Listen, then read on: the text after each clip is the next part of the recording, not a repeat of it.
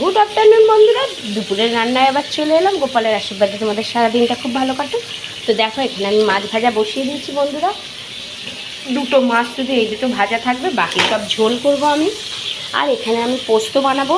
কালো জিরে, শুকনো লঙ্কা, পেঁয়াজ দিয়ে একটু ভাজা ভাজা করে আলুটা দিয়ে দিয়েছি। আলুটা দিয়ে একটু নেড়ে নুন দিয়ে ঢাকা দিয়ে দিয়েছি। আলুটা নরম হয়ে গেলেই আমি এখানে পোস্ত বেটে রেখেছি, পোস্তটা দিয়ে দেবো বন্ধুরা। আর কয়েকটা কাঁচা লঙ্কা আর অল্প একটু মিষ্টি, আর কিছু হলুদ টলুদ দেবো না। তো এই আর এখানে বানিয়েছি আমি ডাল বন্ধুরা। ডালের সাথে আজকে পোস্ত হবে, মাছের ঝোল হবে। আর দেখি আর কি বলে, যাই কিছু রান্না করি না কেন সবটাই তোমাদেরকে জানাবো বন্ধুরা।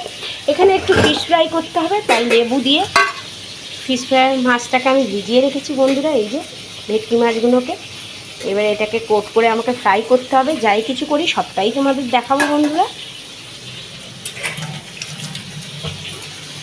তো দেখো বন্ধুরা, এখানে আমার পোস্তটা হয়ে গেল, পোস্ত ভাজা ভাজা হয়ে গেছে।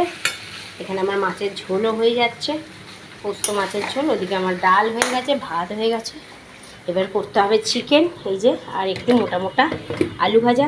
এটার মধ্যে আমাকে কর্নফ্লাওয়ার মাখাতে হবে, একটু ময়দা, লাল লঙ্কা, অনেক কিছু মশলা মাখিয়ে তারপরে এটাকে ভাজতে হবে আমাকে। এই যে মোটা মোটা কেটেছি। উফ, কি গরম! আজকের আমার এটাই রান্না বন্ধুরা। পোস্ত হয়ে গেছে, মাছের ঝোল হয়ে গেছে, ডাল হয়ে গেছে, ভাত হয়ে গেছে দুরকম। শুধু করবো আমি আলু ভাজা আর এই চিকেনটা বন্ধুরা। চিকেনটা একটু হতে টাইম লাগবে, কারণ আমি এখনই বের করেছি, খুব শক্ত হয়ে আছে, কারণ দুজন মাছ খাবে না, চিকেন খাবে। তো যাই হোক বন্ধুরা, গোপালের আশীর্বাদে সুস্থ থাকবেন, ভালো থাকবেন। ভালো লাগলে লাইক শেয়ার করবেন বন্ধুরা। জয় গোপালের জয়।